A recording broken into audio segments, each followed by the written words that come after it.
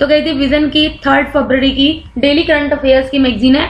अब देखो बता दिया है, फर्स्ट न्यूज ये इसकी है, detail of schemes announced in budget 2021 to 2022 for urban development. कल हमने ये न्यूज पढ़ी थी कि 15th फाइनेंस कमीशन ने क्या क्या ग्रांट्स या क्या क्या उसकी रिपोर्ट है उसको हमने डिस्कस किया था, और आज हम देख रहे हैं 2021 के बजट में क्या स्कीम्स हैं जिन्हें अनाउंस किया गया है अर्बन डेवलपमेंट के लिए। ठीक है, तो ये गाइस जो न्यूज है इकोनॉमी सेक्शन में कवर होगी, लेकिन देखो इसमें हर एक स्कीम कवर होगी तो वो डिफरेंट सेक्शंस में कवर हो सकती है। जैसे सबसे पहली स्कीम है जल जीवन मिशन अर्बन। आपको पता ही है जल जीवन मिशन के अंडर हमारा क्या है कि हाउस होल्ड टैप कनेक्शन हमें दे प्रोवाइड करने हैं सभी हाउस होल्ड को। ठीक है, ये हमारे इसलिए डिजाइन हुआ था ताकि हम क्या कर सके, यूनिवर्सली वाटर की सप्लाई दे सके to all the household through functional tap, मतलब कि वो टैप जो फंक्शन करती हैं, मतलब पानी आना चाहिए in all the 4378 statutory towns in accordance with sustainable development goal 6। देखो सस्टेनेबल डेवलपमेंट गोल जो 6 है, आपको पता है हमारे 17 डेवलपमेंट गोल्स हैं, उसके अंदर जो SDG 6 है वो वाटर के अंडर कवर होता है। ठीक है, तो हमारा यही है कि जो भी हमारे जो टाउन्स हैं, जो स्टैट्यूटरी टाउन्स हैं, जो कितने नियर अबाउट 4000 है, उसमें हम क्या कर सके, मतलब प्रोवाइड करा सके नल से जल वाला। ठीक है, इसके अलावा हमें क्या करना है, सीवरेज या सिप्टेज की भी कवरेज को प्रोवाइड करना है ताकि उसको भी मैनेज कर सको इन ऑल द 500 अमरूद सिटीज। देखो जो अमरूद सिटीज हैं ये वो सिटीज हैं जिनको हम अर्बन डेवलपमेंट के लिए कर रहे हैं। तो इसके अंदर कुछ 500 सिटीज हैं, उनमें हमें क्या करना है, वहां पे सीवेज और सेप्टेज मैनेजमेंट को कवर करना है। इसके अलावा फंडिंग किस हिसाब से होगा, यूनियन टेरिटरीज में 100% जो फंडिंग है वो सेंटर करेगा, नॉर्थ ईस्टर्न या हिली एरियाज में 90% फंडिंग सेंटर करेगा, बाकी जो 10% फंडिंग है वो रिस्पेक्टिव स्टेट्स करेंगी। बाकी जो हमारी बची हुई और जो सिटीज है उसमें 50% जो सिटीज हैं जिनकी पॉपुलेशन 1 लाख से कम है, वहां पे 50% फंडिंग कौन करेगा, सेंटर करेगा, और 50% जो फंडिंग है वो कौन करेगा, स्टेट करेगा। ठीक है, 1/3 for the cities with 1 lakh to 10 lakh population and 25% for cities with million plus population. Simple बात ये है, जिन सिटीज की पॉपुलेशन 1 लाख से कम है या 1 लाख से 10 लाख तक की है, वहां पे सेंटर 50% कंट्रीब्यूट करेगा। बाकी जो सिटीज जिनकी पॉपुलेशन 10 लाख से ज्यादा है उनमें सेंटर फंडिंग करेगा 25% से ज्यादा। ठीक है, 25% फंडिंग करेगा। इसके अलावा हमें क्या करना है, सर्कुलर इकोनॉमी ऑफ वाटर को प्रमोट करना है। सर्कुलर इकोनॉमी का मतलब क्या है, वाटर को रीयूज करना, वाटर को रिसाइकिल करना। ठीक है, तो हमें वाटर के सर्कुलर इकोनॉमी को प्रमोट करना है। ठीक है, वाटर बॉडीज को रीजनरेशन मतलब कि मेंटेन करना, जैसे हमारा गंगा हो गया, ठीक है, या फिर जो भी आपके लेक्स हैं, पोन्ड्स हैं, उनको हमें क्या करना है, मेंटेन करना है। इसके अलावा हमें क्या करना है, ग्रीन स्पेस को क्रिएट करना है, इफोरेस्टेशन करना है। ठीक है, ताकि हम क्या कर सके, फ्लड्स को रिड्यूस कर सके और एक एमेनिटी वैल्यू एनहेंस कर सके through an urban aquifer management plan. ठीक है, इसके अलावा हमें क्या करना है, किस तरह से वाटर को कंजर्व कर सके, इसके लिए हमें इंफॉर्मेशन, एजुकेशन, कम्युनिकेशन, इन सबके कैंपेन को हमें क्या करना है, प्रमोट करना है। देखो गाइस, अभी क्या है ना, चाहे आप जितने मर्जी एजुकेटेड हो जाए, लेकिन वाटर को आप कोई भी नहीं कंजर्व करता। ठीक है, उसके लिए अवेयरनेस चाहिए।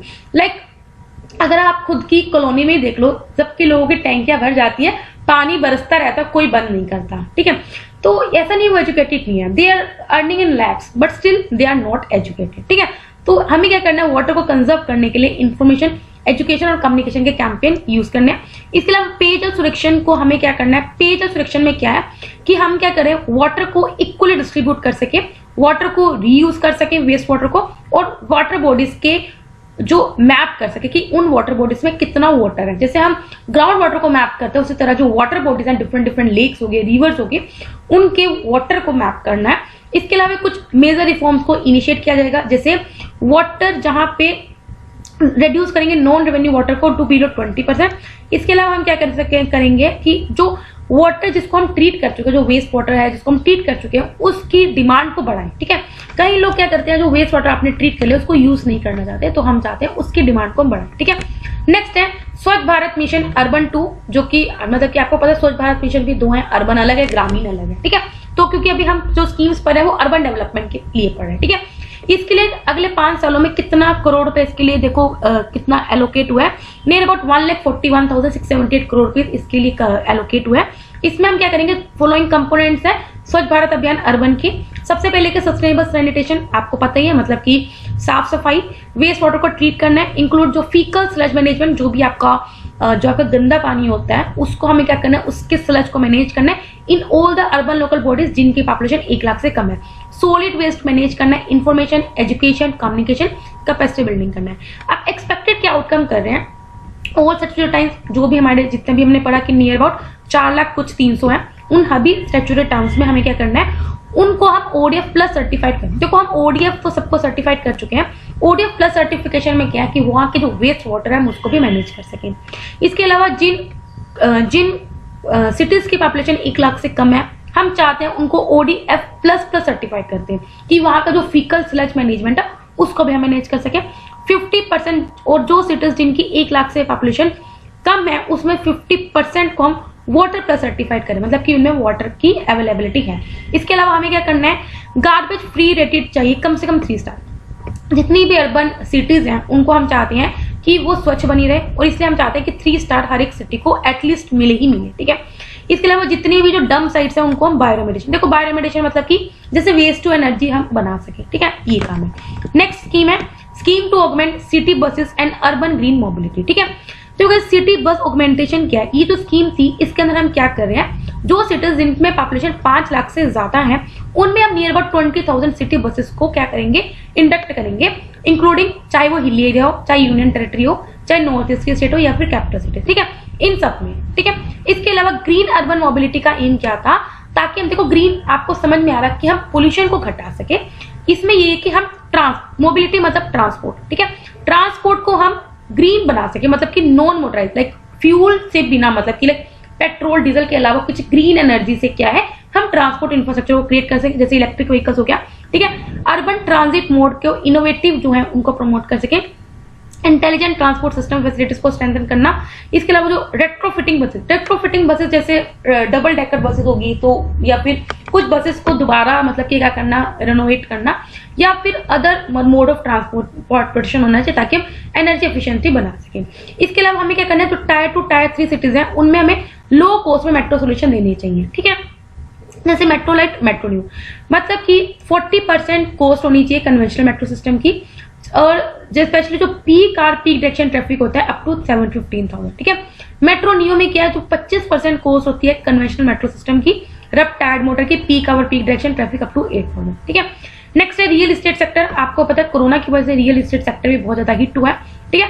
इसमें क्या है, जो भी अफोर्डेबल हाउसिंग से जो लोग भी प्रॉफिट अर्न कर रहे हैं उसमें जो इनकम टैक्स है उसको 100% एग्जेम्प्ट कर दिया गया, और इसको कब तक कराए, 31 मार्च 2022 तक। अब मैंने आपको बता दी क्यों किया है, क्योंकि कोरोना की वजह से ये लोग बहुत ज्यादा इम्पैक्ट हुए हैं। इसके अलावा हमें क्या करना है, एडिशनल डिडक्ट करेंगे ऑफ ₹1.5 लाख वो होम पाए जो इंटरेस्ट पे कर रहे हैं होम लोन पे, एक्सटेंडेड अप टू 31 मार्च 2000। मतलब कि देखो आपने घर लिया, आप क्या करते हो, लोन पे लेते हो घर, तो उसकी जो अगर आपको किस्त 31 मार्च 2022 तक जानी है तो उसका जो भी इंटरेस्ट है, ठीक है, उसमें से मतलब आपको जितना भी ऊपर देना फिर 1.5 लाख रुपए आपका कम हो जाएगा, दैट्स इट, ठीक है। तो कहता है वो आपको समझ आया होगा। नेक्स्ट यूज करते हैं employ gene editing nano technology in farming experts, ठीक है गाइस, ये जो न्यूज है हमारी साइंस एंड टेक्नोलॉजी में कवर होगी, क्योंकि देखो इसमें हम जीन एडिटिंग के बारे में पढ़ेंगे, नैनो टेक्नोलॉजी के बारे में पढ़ेंगे, दोनों ही बहुत ज्यादा इंपॉर्टेंट टॉपिक्स हैं अगर आप एग्जाम पॉइंट ऑफ व्यू से देखो, ठीक है। आपको पता होगा नैनो टेक्नोलॉजी के ऊपर, इवन आर्टिफिशियल इंटेलिजेंस के ऊपर तो पूरा एसए तक भी आया है, ठीक है, यूपीएससी में। तो अभी हम देखते हैं जीन एडिटिंग क्या है। अब हम किस तरह से जीन एडिटिंग और नैनो टेक्नोलॉजी को फार्मिंग में किस तरह से यूज कर सकते हैं, अभी हम ये पढ़ते हैं, ठीक है। देखो आपने मतलब क्रिस्पर कास9 टेक्निक आपको पता ही होगा, ये जीन जो एडिट करते हैं उसकी एक टेक्निक है which is known as CRISPR और कास9 टेक्निक। डायरेक्ट पूछा था 2019 में क्वेश्चन कि क्रिस्पर और कास9 टेक्निक किससे रिलेटेड है, तो ये आपको पता होना चाहिए, it is related to gene editing, ठीक है।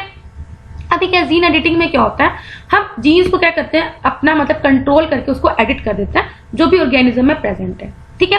3 स्टेज का कॉम्प्लेक्स मैकेनिज्म होता है जिसमें हम क्या करते हैं, जीन को क्या करते हैं, एडिट करते हैं। पहले उसको अनवाइंड करते हैं, फिर क्लीविंग करते हैं, फिर उसको रिवाइंड करते हैं किसी भी डीएनए का, ताकि उसमें जो हम चाह रहे हैं, जो चेंज डिजायरेबल चेंज जो हम चाह रहे हैं वो हम लेके आ सके किसी के लिविंग बीइंग के किसी भी जीन में। सिंपल बात यह है, आपने किसी के जीन में क्या करना है, चेंज करना है, उसको एडिट करने के लिए 3 प्रोसेस चाहिए। सबसे पहले आप अनवाइंडिंग करोगे, फिर आप क्या करोगे, उसमें क्लीविंग करोगे, फिर एंड में क्या करोगे, इसको थोड़ा रिवाइंडिंग कर दोगे, और फिर जो आपको चाहिए वो आपको मिल जाएगा, ठीक है। इसके अलावा जो क्रिस्पर टेक्नोलॉजी है, that is the clustered regulatory interspaced short palindromic repeat, ये it is one of the technique जो हम जीन एडिटिंग के लिए यूज करते हैं। अब हम करते हैं तो जीनोम एडिटिंग क्रॉप्स हैं। अगर आप किसी क्रॉप को जीन एडिट करते हो उसका पोटेंशियल क्या है, फार्मिंग में आप किस तरह से उसको मतलब कि एडवांटेज आपको दे सकता है। सबसे पहले वो केमिकल या फर्टिलाइजर पेस्टिसाइड यूज को कम कंज्यूम करेगा, रिड्यूस पोस्ट हार्वेस्ट लॉसेस जो होते हैं उसको रिड्यूस होगा, ठीक है। क्लाइमेट रेजिलियंट आप प्रोड्यूस कर सकते हो, इवन कि आप कंट्रोल्ड एनवायरनमेंट भी उनको प्रोड्यूस कर सकते हो उन क्रॉप्स को, ठीक है। हायर यील्ड होगी और न्यूट्रिएंट्स ज्यादा होंगे इसमें, ठीक है। नेक्स्ट है अब नैनो टेक्नोलॉजी को अगर आप एग्रीकल्चर में यूज करते हो, जैसे स्पेसिफिक एप्लीकेशन लाइक आप nano fertilisers, nano pesticide, targeted use of input, इस तरह से आप क्या कर सकते हो, नैनो टेक्नोलॉजी को यूज करते हो एग्रीकल्चर में, ठीक है, ताकि हम क्या कर सके, प्रोडक्टिविटी बढ़ा सके without decontamination of soils and water. देखो भाई फर्टिलाइजर्स आप काफी अमाउंट में देते हो, नैनो फर्टिलाइजर्स में कहेंगे हम कम अमाउंट में देंगे, जिस वजह से सोइल और वाटर को हम क्या करेंगे, कंटामिनेशन से बचा सकते हैं, ठीक है। लास्ट ईयर सेंटर ने रिलीज की थी guidelines for evaluation of nano based agri input and food product, ताकि हम क्या कर सके, इस सेक्टर में एग्रीकल्चर सेक्टर में नैनो प्रोडक्ट्स को डेवलप कर सके। अभी हमें न्यू टेक्नोलॉजीज की एग्रीकल्चर में क्यों जरूरत है, क्योंकि हमारी जो यील्ड है वो पर ईयर 2.4% बढ़नी चाहिए, मतलब ये रिक्वायर्ड है, ताकि हम, क्योंकि आपको पता है पॉपुलेशन बढ़ रही है, ठीक है, और पॉपुलेशन की बढ़ने से फूड की डिमांड बढ़ेगी, तो कल्टीवेशन को भी हमें बढ़ाना पड़ेगा। तो लैंड अंडर कल्टीवेशन को बढ़ाने के लिए हमें 2.54% की यील्ड पर ईयर चाहिए, ताकि हम डिमांड को पूरी करनी चाहिए, ठीक है। और अभी हम इतना हमारे पास स्पेस भी नहीं कि हम ज्यादा लैंड को कल्टीवेशन में डाल दें, फिर डिफोरेस्टेशन करना पड़ेगा। तो इसलिए क्या है, अगर हम लैंड को कल्टीवेशन में नहीं डालना चाहते तो हमें 2.4% पर ईयर की यील्ड चाहिए। इसके अलावा जो सीरियल्स की एनुअल प्रोडक्शन है वो 50% पहुंच सकती है, क्योंकि 2050 तक जो पॉपुलेशन बढ़ने वाली है, तब तक हमारी जो सीरियल्स की डिमांड है वो 50% और बढ़ जाएगी। तो उसको भी पूरी करने के लिए हमें इन नई टेक्नोलॉजीज की जरूरत है इसमें एग्रीकल्चर में, ठीक है। नेक्स्ट न्यूज पढ़ते हैं, Ramsar convention on wetland celebrate 50th anniversary. देखो गाइस आपको पता है 2 फरवरी को आया था 1971 में, तो भाई इसकी कितनी हो गई, 50th एनिवर्सरी हो गई है। तो ये गाइस एनवायरमेंट सेक्शन में कवर होगा, ठीक है। कन्वेंशन साइन हुआ था 2 फरवरी 1971 को ईरान की रामसर सिटी में, और इसी डे को सेलिब्रेट किया जाता है हर साल वर्ल्ड वेटलैंड डे। ये ओल्डेस्ट कन्वेंशन है, ताकि हम क्या कर सके, सिलेक्टेड वेटलैंड्स को अक्रॉस द वर्ल्ड प्रिजर्व कर सके, उसके इकोलॉजिकल कैरेक्टर को प्रिजर्व कर सके। इस कन्वेंशन के 3 पिलर्स हैं। इसमें जो भी कॉन्ट्रैक्टिंग पार्टीज हैं, जो भी इस कन्वेंशन के जो मेंबर्स हैं, उनको काम करना होता है, and they have to committed towards कि अब उन वेटलैंड्स को आप वाइजली यूज करोगे, जो भी डेजिग्नेटेड वेटलैंड्स है अंडर द रामसर साइट। इसके अलावा हमें इंटरनेशनल कोऑपरेट करना है on transboundary wetland, shared wetland system and shared, मतलब कि कुछ वेटलैंड ऐसे होते हैं जो 2 कंट्रीज में शेयर किए जाते हैं, ठीक है, उन सबको हमें क्या करना है, उनमें आपको कोऑपरेट करना होगा। इसके अलावा इंडिया अगर देखेंगे, इंडिया में नियरली 4.6% जो उसका लैंड है वो वेटलैंड है, और इंडिया में 42 वेटलैंड को डेजिग्नेट किया है अंडर रामसर कन्वेंशन। देखो इनिशियली आपको पता है 31 थे, ठीक है, फिर 10 ऐड हुए थे, फिर अभी और ऐड हुए हैं, ठीक है। अब आप देख सकते हो 42 देख लेते हैं, आप एक बार पढ़ लेते हैं। बाकी बहुत अच्छी है ये रामसर, देखो आपको काफी जगह मिल भी जाएंगी, ठीक है, इसके मतलब कि यूट्यूब पे आप देख सकते हो। रामसर वेटलैंड इंडिया में, जो कोलेरू लेक दीपोर बिली असम में है, नाल सरोवर बर्ड सेंचुरी गुजरात में है, पोंगडैम लेक, ठीक है, ये हमारा उसमें है हिमाचल में, रेणुका वेटलैंड ये भी हिमाचल में है, चंद्रतला भी हिमाचल में है, वुलर लेक जम्मू कश्मीर, सोमीरी भी जम्मू कश्मीर, होकेरा वेटलैंड भी सुरनसार, अष्टमुरी वेटलैंड, ठीक है, शस्त्र मोटर लेक, देखो ये मैं बता रही हूँ, मैं स्टेट नहीं बता रही हूँ, ठीक है। वेम्बानंद आपको पता ही होगा, भोज वेटलैंड मध्य प्रदेश, लोकटक, ठीक है, छिलका ओडिशा, लोकटक मणिपुर, भीतरकनिका ओडिशा, हरिके कंजिली रोपड़ आपको पता होगा पंजाब में होगा, Sambhar lake Rajasthan, Keoladeo national park again Rajasthan, point Calimere west सेंचुरियन ये Tamil Nadu, Rudra Sagar lake, upper Ganga river, east Kolkata wetland, Sundarbans wetland, Nandur मधुशरी, Keshopur Miani community reserve, Beas conservation reserve, Nangal Nawabganj, ठीक है, पार्वती आगरा, सम्मान समसपुरा, ये सब यूपी में ये लास्ट ईयर ऐड हुए थे, संदीप, ठीक है, सरसाई नवर झील, असम कंजर्वेशन रिजर्व, कब्रताल वेटलैंड, सूर सरोवर, लोनर लेक, ठीक है, ये महाराष्ट्र में है, सोकर वेटलैंड कॉम्प्लेक्स, ठीक है, बीएस का अंदर जो भी यहाँ बर्ड सेंचुरी है ये आपको पता ही है, ठीक है। तो गाइस ये हमारे 42 वेटलैंड्स हैं जो इंडिया में अंडर रामसर कन्वेंशन को डेजिग्नेट किया, ठीक है। इस ओकेजन में जो मिनिस्ट्री ऑफ एनवायरमेंट फॉरेस्ट है उन्होंने अनाउंस किया कि हम क्या करेंगे, एस्टेब्लिश करेंगे, क्या करेंगे, centre for wetland conservation and management को क्या करेंगे, सेटअप करेंगे, जो क्या करेगा हमारी जितनी वेटलैंड साइट्स हैं उनको क्या करेगा, मॉनिटर करेगा, जो इंडिया के लिए फर्स्ट ऐसा होगा जो बेसिकली हम वेटलैंड कंजर्वेशन के लिए सेटअप करेंगे, ठीक है। ये किसका पार्ट होगा? It will be a part of national centre for sustainable coastal management, जो क्या काम करेगा? कंजर्व करता है, रिहैबिलिट करता है, मैनेज करता है पॉलिसी डिजाइन ऑफ कोस्ट। ठीक है, जो भी डेडिकेटेड सेंटर है वो एड्रेस करेगा स्पेसिफिक रिसर्च को, जो भी हमारी नीड्स है, क्या नॉलेज की कमी है, उस सबको देखेगा और किस तरह से हम अप्रोच, कौन सी अप्रोच यूज कर सकते हैं ताकि हम अपने वेटलैंड्स को कंजर्व करें, मैनेज कर सके और उसको वाइसली यूज कर सके। It would serve as a knowledge hub, simple बात ये है। ठीक है, नेक्स्ट न्यूज में पढ़ते हैं। India's gig economy workers to get social security for the first time globally. Again guys, ये इकोनॉमी में कवर होगी। देखो इवन सोशल इश्यूज में भी कवर हो सकती है। गिग इकोनॉमी आपको पता है, गिग वर्कर्स होते हैं, प्लेटफॉर्म वर्कर्स होते हैं, टेम्परेरी वर्कर्स होते हैं। ठीक है, आपको पता है जो परमानेंट वर्कर्स होते हैं either they are getting pension, ठीक है, either they are getting PF, लेकिन जो गिग वर्कर्स होते हैं उन्हें कुछ सोशल सिक्योरिटी नहीं मिलती, तो पहली बार उन्हें सोशल सिक्योरिटी प्रोवाइड की जाएगी। यूनियन बजट 2021 में प्रपोज किया है, एक पोर्टल लॉन्च किया जाएगा जिसमें गिग वर्कर्स के लिए आप रेलेवेंट इंफॉर्मेशन कलेक्ट कर सकते हैं ताकि हम उनके लिए सोशल सिक्योरिटी स्कीम्स को फॉर्मुलेट कर सकें। इसके अलावा हम क्या करेंगे, इनके अंदर जितने भी डिफरेंट कैटेगरीज के वर्कर्स हैं, गिग वर्कर्स के अंदर भी डिफरेंट कैटेगरीज के जो वर्कर्स हैं उनके लिए हम मिनिमम वेजेस को भी अप्लाई करेंगे और उनको भी कवर करेंगे by employ state insurance corporation के द्वारा। ठीक है, इससे पहले कोड ऑन सोशल सिक्योरिटी 2020 जो आया, हमने सभी 4 के 4 कोड्स पढ़े हैं, बहुत बार पढ़े हैं। उसमें प्रोविजन दिया है कि जो भी सोशल सिक्योरिटी की स्कीम्स है उनको हम यूनिवर्सली एप्लीकेबल बनाएंगे फॉर एंटायर वर्कफोर्स, चाहे उसमें गिग वर्कर्स हो चाहे प्लेटफॉर्म वर्कर्स हो। ठीक है, गिग वर्कर वो वर्कर होता है जो किसी भी वर्क अरेंजमेंट में, किसी भी एम्प्लॉयमेंट में पार्टिसिपेट करता है और अपनी अर्न करता है वहां से outside of a traditional employ relationship, मतलब कि जैसे उबर ड्राइवर हो गया। ठीक है, गिग इकोनॉमर्स को या गिग वर्कर्स को सोशल सिक्योरिटी की क्या जरूरत है? सबसे पहले क्या है, गिग वर्कर्स के जो पॉपुलेशन है वो बढ़ रहे हैं। ठीक है, गिग इकोनॉमी है एक्सपोनेंशियली इंक्रीज कर रही है विदाउट एनी सोशल सिक्योरिटी। ठीक है, अभी क्या है, ताकि उनको लेबर राइट मिले तो गिग इकोनॉमी वर्कर्स हैं वो सेम राइट्स नहीं एंजॉय कर पाते, ना ही प्रोटेक्शन एंजॉय करते हैं एज एम्प्लॉय वर्कर्स। जैसे आपको पता है जो भी परमानेंट एम्प्लॉय होते हैं किसी भी कंपनी में, उनको कुछ ना कुछ बेनिफिट मिलता है, हेल्थ बेनिफिट्स मिलते हैं, ओवर टाइम पे मिलता है, जो कि ये गिग वर्कर्स एंजॉय नहीं कर पाते। इसके अलावा कहीं ना कहीं थ्रेट है उनके सोशल प्रोटेक्शन सिस्टम को। ठीक है, एज कुछ फर्म्स ऐसी हैं वो क्या करती हैं, they have an incentive to shift work on to this worker who enjoy the least protection. ठीक है, तो गाइस अब पढ़ते हैं हम अपनी छोटी छोटी न्यूज पे।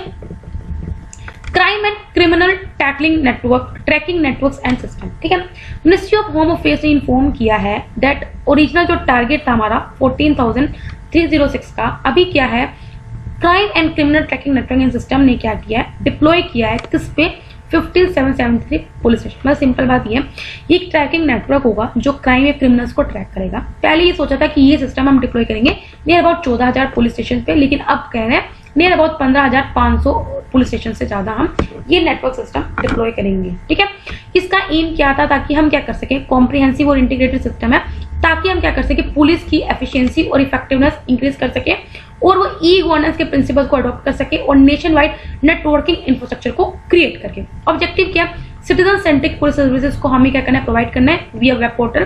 ठीक है, पैन इंडिया, ताकि हम क्या कर सके, national database of crime and criminal records को सर्च कर सके, पुलिस की प्रोसेस को कंप्यूटराइज करना और क्राइम एंड क्रिमिनल सिस्टम में जो भी कम स्केलेबिलिटी होती है उसको हम इजी करना। ठीक है, और लो कॉस्ट उस पर, मतलब इजीली लो कॉस्ट में क्या कर सके, क्रिमिनल को क्या कर सके, ट्रैक कर सके। नेक्स्ट है east container terminal Colombo port. देखो अभी क्या है, 2019 के एग्रीमेंट में इंडिया और जापान में श्रीलंका ने डिसाइड किया था कि वो ईस्ट कंटेनर जो स्ट्रेटेजिक टर्मिनल है उसको डेवलप करेगा, कहाँ पे, कोलंबो पोर्ट पे अपने।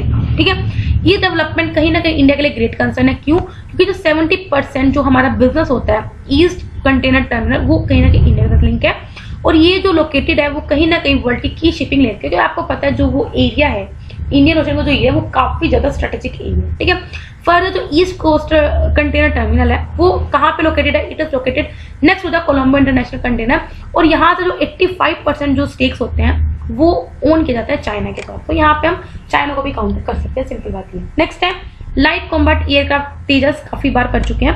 गवर्नमेंट ने फॉर्मली सील किए थे कि 48,000 करोड़ डील की, ताकि हम क्या कर सके, 83 ये जो एलसी तेजस है उसको परचेज कर सके, कहाँ से, फ्रॉम AHL, हमारी जो एरोस्पेस हिंदुस्तान इलेक्ट्रॉनिक लिमिटेड है, वहां से हम इसको खरीद सके। ठीक है, तेजास क्या है, it is a single seat single engine light weight highly agility supersonic fighter aircraft है।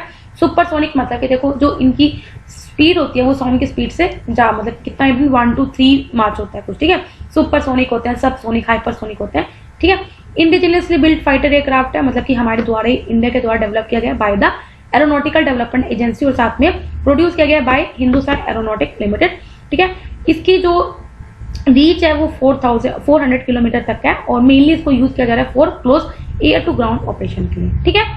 नेक्स्ट है हमारी लास्ट न्यूज आज के, Neptune declaration on seafarer wellbeing and crew change. देखो भाई इस डिक्लेरेशन को अभी रिलीज किया गया है by global maritime industry recently.